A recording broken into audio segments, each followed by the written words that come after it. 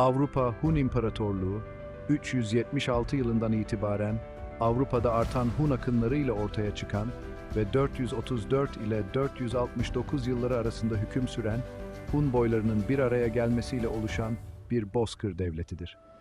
Videoya başlamadan önce abone olmayı, beğendiyseniz beğenmeyi ve yorum yapmayı unutmayın.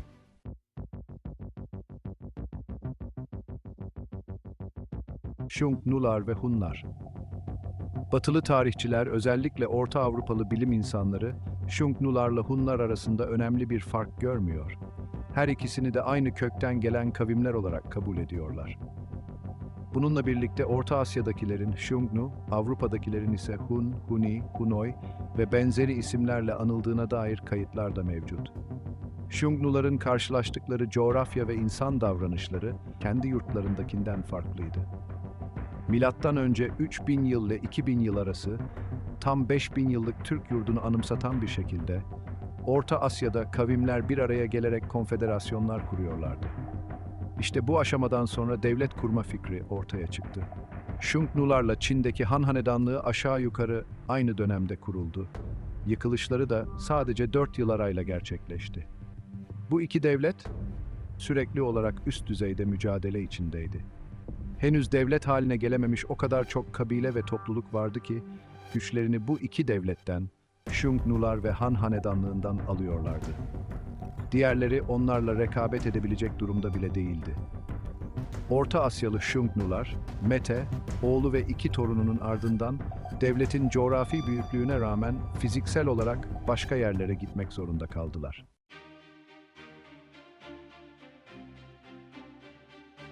Çihçih'nin mücadelesi M.Ö. 58 yılında başladı ve 36 yılında ölümüyle son buldu. Geride kalan Hunların, ki artık onlardan Huni, Kyon, Huna gibi isimlerle bahsedeceğiz, Taşkent, Semerkant, hatta Buhara üzerinden güneye ve kuzeye doğru ilerlemiş olmaları oldukça olası.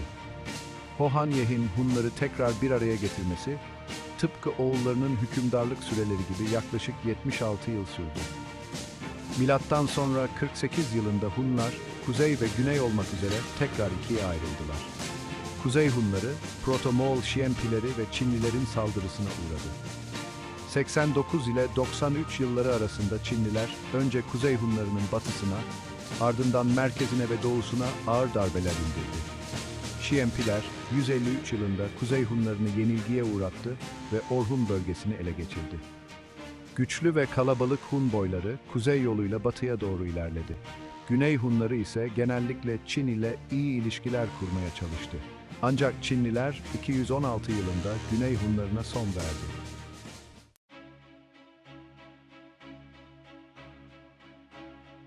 Avrupa Hunları. Avrupa Hunlarının tarih sahnesine ne zaman çıktıklarına dair bazı varsayımlara dayalı bilgiler mevcut. Çihçih'ten başlarsak, Asya Hunları ile Avrupa Hunları arasında çok uzun bir zaman farkı olduğu görülüyor. 153 yılındaki yıkılışlarından sonra Kuzey Hunları batıya doğru ilerledi. Yaklaşık 200 yıllık bir sessizlik döneminden sonra hem Avrupa'ya hem de günümüz Afganistan'ı, Mavera Ünnehir topraklarına ve hatta Çin'e yerleştiler. Bu da Asya Hunlarının yaklaşık en azından 350 yıllık bir zaman dilimine yayıldığını gösteriyor. Bu da iki devletin, Asya ve Avrupa Hunlarının birbirlerini hiç tanımadıkları anlamına geliyor. Güney Hunları, Çin'in kuzeyine yerleştirildikleri için bu gibi olaylara karışmadılar veya karıştırılmadılar. Bu durum zaman aralığını kısaltmış olsa da önemli bir etki yaratmıyor. Han Hanedanlığı'nın yıkılmasından sonra Çin'in kuzeyindeki Hun kökenli boylar, hanedanların meşruiyet ilkesini öne sürerek yeni devletler kurdular. Bu da aynı zamanda 3 önemli coğrafi bölgede Hunların yeni devletler kurduğunu gösteriyor. Çin'de Topa Wei, Afganistan ve Kuzey Hindistan'da Eftalit Akun ve Avrupa'da Hun İmparatorluğu. Yaklaşık 200 yıldır Hunların yerleşim yeri olan kurak bozkırlar, yeniden yeşillenince sürüler de beslenmeye başladı. Bulgar ve Sabar kabilelerinin uzun yıllar Hun önekini taşıması bunun en güzel kanıtıdır. Eski tarih kayıtlarına göre Hun-Alan çatışmaları 350 yılında başladı ve kaynakların belirttiğine göre 360'lı yıllarda Hunların zaferiyle sonuçlandı. Alanların arkasında Germenarich tarafından kurulan muazzam Got Krallığı vardı. Bu krallık Baltık Denizi'nden Hazar Denizi'ne, Tissa Nehri'nden Tuna Nehri'ne kadar uzanıyordu. Devletin başında Ostrogotlar vardı. Vizigotlar, Gepitler, Yazıgiler, Dacia'da kalan Vandalların bir kısmı, Tayfallar, Karplar, Herüller, onların güney komşuları Sikirler ve kuzeydeki Rosomonlar, Venedalar, Mordvinler, Meryalar, Çudlar, Vaslar, hepsi Gotların tebaasıydı. Gotları tek umut olarak gören Alanlar, arkalarının sağlam olduğunu sanıyorlardı. Alanların kaleleri vardı ancak Hunlar kalelere saldıramıyordu. Öyleyse Hunlar, Romalıları, Persleri, Alanları ve Gotları nasıl yendi? 370 yılında Alanlar Hunlarla yaptıkları savaşı kaybetti. Hun süvarileri Azak Denizi'ne kadar Kuzey Kafkasya bozkırlarını kontrol altına almıştı. Hun adı Batlamyus'ta Hunoi olarak geçiyor ve Hyongnu'ya benziyor. Hyongnu kelimesinin Soğutça karşılığı da Hun'dan başka bir şey değildi. Batlamyus zamanında yani MS 2. yüzyılda Hunlar aşağı Volga bölgesine yerleştiler. Volga ve Dinyester nehirleri arasında Sarmatlarla ilişki kurdular. Avrupa Sarmatyalı halkları arasında Hunoi'yu da sayan bu bilgi Batlamyus'a aitti.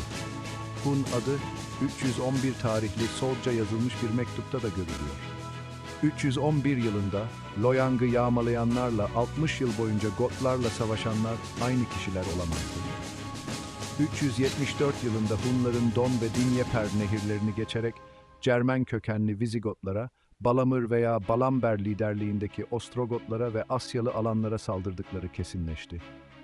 Hyungnuların torunları olan Avrupa Hunlarının hangi nedenle Aral Gölü'nün güneyindeki bozkırları terk edip Avrupa'ya girdikleri bilinmiyor. Hunlar, Volga-İtil nehrini geçtikten sonra Don nehrini de geçtiler. Terek ve Kuban bozkırlarını ele geçirerek hakimiyetleri altına aldılar. Bu kabilelerin çoğu geçici olarak Hunlara boyun eğdi. Alanların geri kalanı batıya kaçtı ve Cermenlerle birlikte kavimler göçüne katıldı. Bazı boyları Galya'ya yerleşti. Gotlarla karışarak bulundukları bölgeye Gotalan veya Katalonya adını verdiler.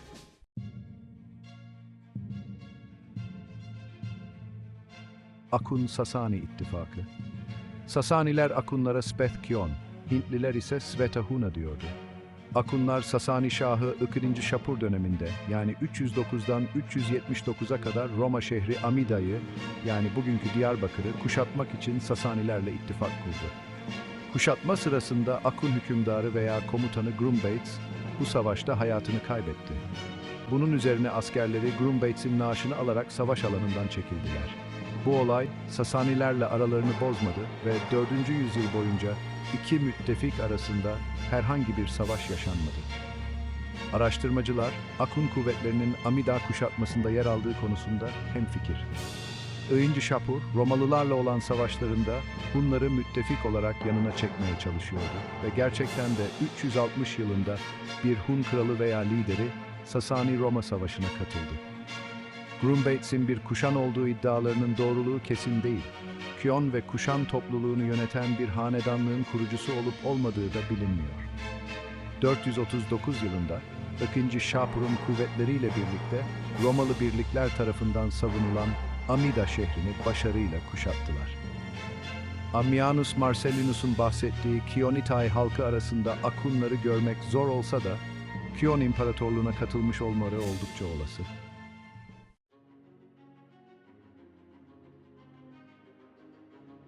Kafkasya'dan Anadolu'ya Hun seferleri, 363 yılından 373 yılına kadar süren bir dönemi anlatır.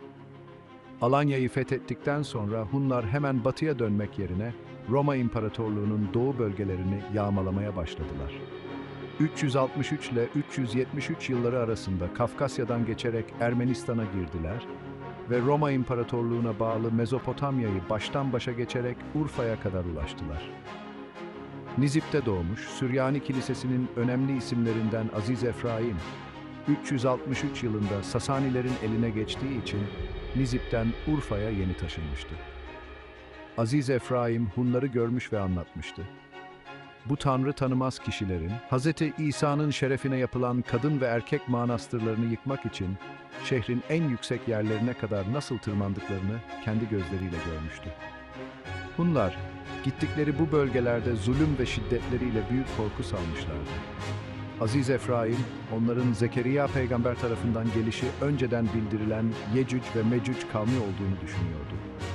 Aziz Efraim, Hunların çocuk eti yediğini ve kadın kanı içtiğini yazıyordu. Bağırışları aslanların kükremesini andırıyordu. Atları üzerinde ufukta bir fırtına gibi ilerliyorlardı. Ordularıyla bir sel gibi kapladıkları tüm topraklarda korku salmışlardı. Silahlarına karşı koyabilecek kimse yoktu. Ammianus Marcellinus bu yeni fatihlerin çirkinliğini daha da belirginleştirerek onları İranlı alanlarla karşılaştırıyordu. Uzun boylu alanlar, yakışıklı ve sarı saçlı insanlardı. Buna karşılık Hunlar her türlü güzellikten yoksundu. Jordanes'in tasviri de pek iç açıcı değildi. Jordanes, Hunların bıyık ve sakalsız yaşlandıklarını ve gençliklerinin güzellikten mahrum olduğunu belirtiyordu. Şair Claudianus'a göre de Hunların görünüşü sevimsizdi. Sidonius'a göre ise çocuklarının yüzü bile korkunçtu. Avrupa Hun İmparatorluğu'nun kuruluşu, Balamir veya Balamber dönemine denk gelir, 373'ten 400'e kadar. Alan ülkesinin fethinden sonra Hunlar Gotların hakimiyetine son verdiler. Hunlar, etrafı kontrol altına aldıktan sonra son darbelerini indirmeye hazırlanıyorlardı. Gotların direnişini de bu şekilde kırdılar. Hunların atlı savaş tarzı Gotları tamamen şaşırtmıştı. Çünkü Gotlar ağır zırhlarla sıkı ve düzenli bir şekilde Germen tarzında göğüs göğüse bir savaşa hazırlanıyorlardı. Hunlar ise düşmanlarını kendi saflarına yaklaştırmaz, uzaktan attıkları oklarla onları yok ederlerdi. Avrupa Hunlarının ilk ve en uzun süreli hükümdarı Balamir'di. 25 yıldan fazla bir süre Avrupa Hunlarını yönetti. Onun ve ondan sonra gelen Rua veya Ruga'ya kadarki hükümdarların şüpheli veya yetersiz olduklarına dair anlatımlar vardır. Bazı batılı tarihçilere göre Balamir hakkında adından başka bir şey bilinmiyordu. A. Thompson'a göre Balamir'in hiç var olmamış olması oldukça olası görünüyor. Kendilerini kimin yendiğini açıklamak için Gotlar onu uydurmuş olabilirler.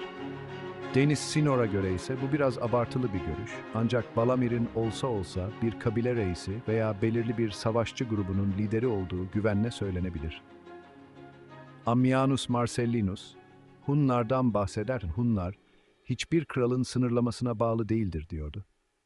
Kendi önemli adamlarının düzensiz yönetimiyle yetinirler ve onların önderliğinde her türlü engeli zorla aşarlar. Hunlar, 4. yüzyılın ortalarında Alan ülkesini ele geçirdiler. 374 yılında İtil veya Volga Nehri kıyılarında görüldüler. Karadeniz'in kuzeyindeki ovalarda Germen kavimlerinden Gotların hakimiyeti altında Don ve Dinyeper nehirleri arasında Doğu Gotları, onun batısında ise Batı Gotları bulunuyordu. Daha sonra Galicia'da Gepitler, bugünkü Macaristan'da Vandallar vardı. Bunların dışında İranlı ve Slav toplulukları da vardı. Balamir, 374 yılında Doğu Gotlarına saldırdı ve onları yendi. Ermanarik üzüntüsünden intihar etti. Yerine geçen Vitimir, nereden geldiği belli olmayan bir okla orada öldürüldü.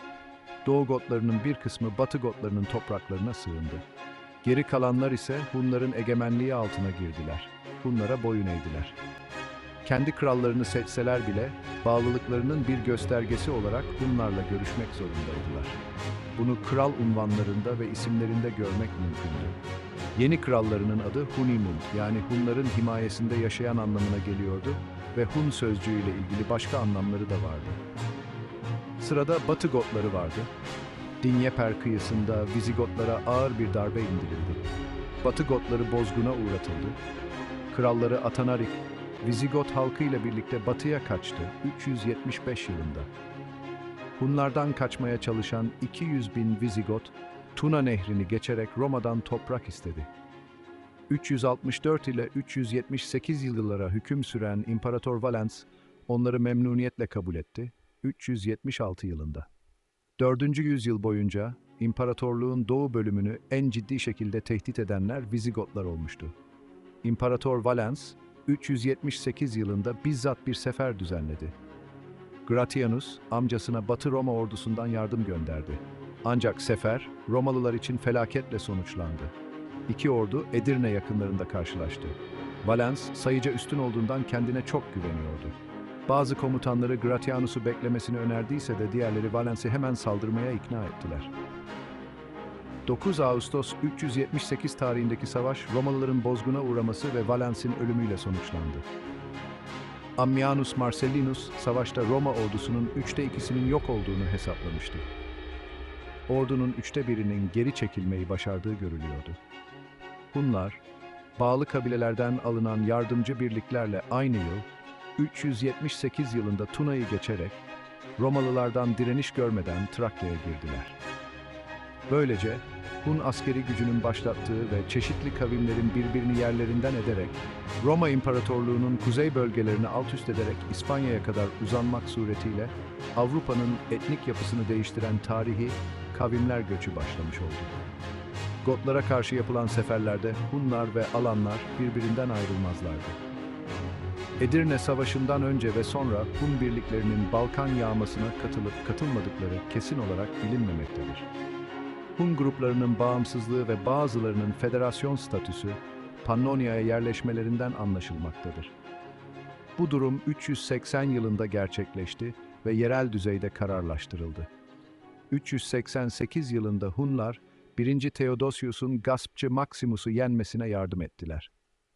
394 yılında Trakya'dan gelen Hun savaşçıları bu kez başka bir gaspçı olan Eugenius'a karşı yine 1. Theodosius'u desteklediler. Hunların Alanları yenmelerinden 395 yılına kadar varlığı şüpheli Balamir dışında hiçbir Hun liderinin adının anılmaması, aralarında etkili bir liderin bulunmadığının açık bir göstergesi olarak kabul edilebilir. Ammianus Marcellinus'a inanmak gerekirse, Gotları yenen Balamir bile tek hükümdar değil, sadece en önemli kabile reislerinden biriydi. İki yönlü harekat, Kafkaslardan Kudüs'e, Tuna'dan Balkanlara 395'ten 396'ya kadar. 395 yılında 1. Theodosius'un ölümüyle Hunlar yeniden ayaklandı. İki cepheli bir harekete geçtiler. Hunların bir kısmı Balkanlardan Trakya'ya doğru ilerlerken, daha kalabalık olan diğer kısmı Kafkaslardan Daryal geçidi üzerinden Anadolu'ya yöneldi. Hun devletinin Don Nehri bölgesindeki Doğu kanadı tarafından düzenlenen Anadolu akını, Başık ve Kurşuk komutasındaydı ve Romalılar kadar Sasanileri de endişelendirdi. Kafkaslar üzerinden Sasani İmparatorluğu ve Batı Roma'nın komşu bölgelerine çok zarar veren bir akın düzenlediler. Bunu takiben Sasani topraklarına Hun akınları sıklaştı. Ermeni kaynakları, özellikle bazı unsurları Hristiyan olan Hun boyu veya topluluğu Saylandur'dan bahsediyordu. Hun kuvvetleri Erzurum bölgesinden itibaren Karasu ve Fırat nehirlerini takip ederek Malatya ve Çukurova'ya doğru ilerlediler. Bölgenin en önemli kaleleri olan Urfa ve Antakya'yı bir süre kuşattıktan sonra Suriye'ye inerek Sur'u abluka altına aldılar ve oradan Kudüs'e yöneldiler. Bu yüzden Hunlar hakkında garip hikayeler uydurulmuştur. Sonbahara doğru kuzeye yöneldiler ve Orta Anadolu'yu, Kayseri ve Ankara çevresini geçtikten sonra Bakü yoluyla Derbent üzerinden merkezlerine döndüler. 395'ten 396'ya kadar. Bu tarihte Kafkaslar üzerinden ilerleyen Hun saldırısı sarsıcı bir darbe oldu. Aziz Hieronymus'un yazdıkları yürek burkan cinstendi. Heyhat, birdenbire haberciler sağa sola koşuşturmaya başladı ve tüm doğu sarsıldı. Çünkü Hun süvarileri Don ve İskender kapılarının vahşi insanları, Kafkas kayalıklarının ardında tuttuğu Masagıtayların çok uzağındaki Mayotis'ten kopup gelmişlerdi. Hızlı atlarıyla oraya buraya saldırarak dünyayı dehşete düşürüp bir mezbahaya çevirdiler. Hz. İsa bu canavarları gelecekte Roma dünyasından uzak tutsun.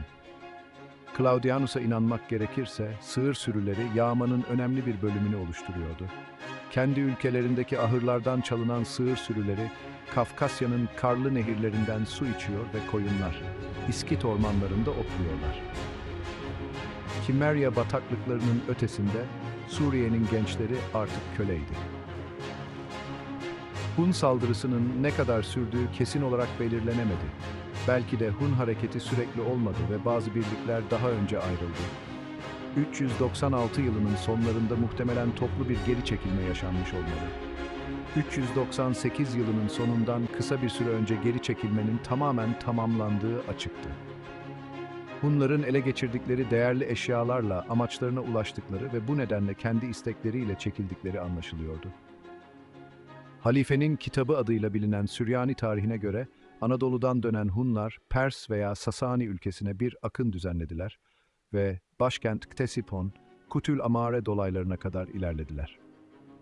Hunların faaliyetleri Anadolu ile sınırlı kalmadı. Güney seferiyle aynı zamanda Tuna sınırında da çatışmalar başladı. Claudianus her iki olaya da değiniyordu. Hunların bir kısmı hızlı akan Tuna'nın buz tutmuş yüzeyinden akın etti ve o güne kadar sadece küreklerin dokunduğu nehri savaş arabalarıyla çiğnedi. Diğerleri ise Hazar kapılarını ve yeni keşfedilen geçitlerle zengin doğuyu istila etti. Biri Kafkaslardan Anadolu'ya, diğeri Tuna üzerinden Trakya'ya yapılan bu iki askeri harekatın eşgüdümlü ve Bizans'a karşı birbirini destekleyen başarılı girişimler olduğu açıktı. 1. Theodosius'un ölümünün ardından 17 Ocak 395 tarihinde Roma'da iç karışıklıklar çıktı. Batı Gotları durumu daha da kötüleştirdi. Hunlar kendilerine daha çok, o zamana kadar neredeyse tamamen düşmanın yıkıcı akınlarından uzak kalmış olan Küçük Asya'yı seçtiler. Ceromos'un Kuzey Kurtları adını verdiği Hunlar, Daryal geçidini geçtiler ve Fırat Vadisi'ni baştan başa yakıp yıktılar. Antakya'yı ve Sur'u kuşatıyor, Kudüs'ü ele geçirmeyi planlıyorlardı.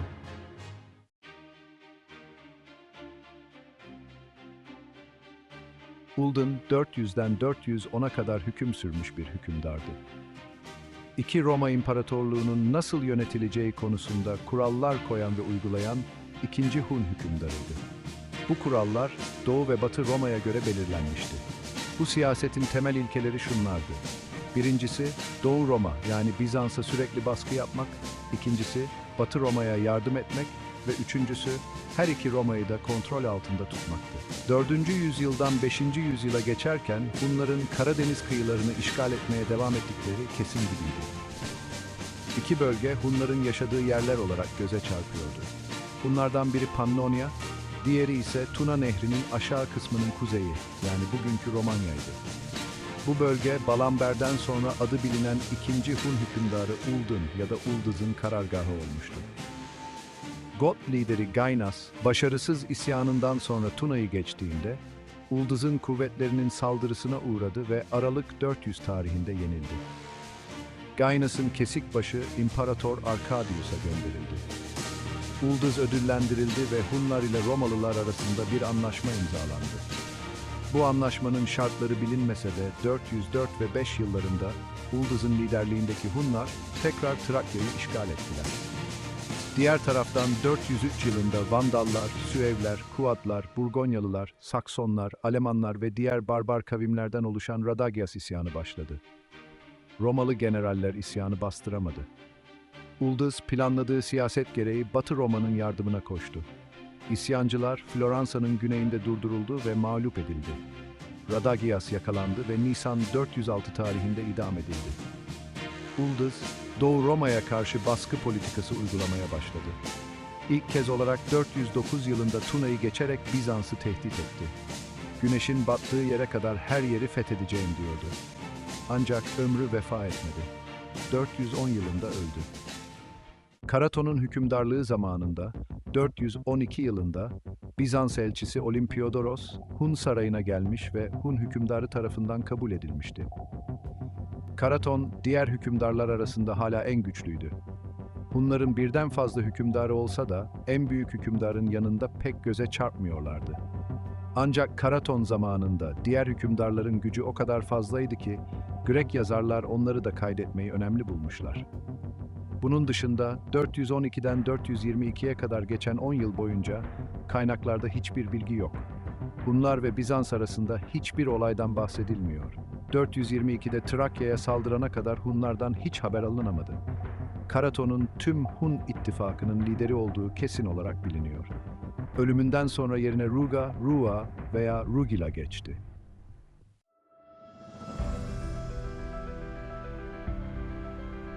Ruga, 422'den 434'e kadar hüküm sürmüş bir hükümdardı.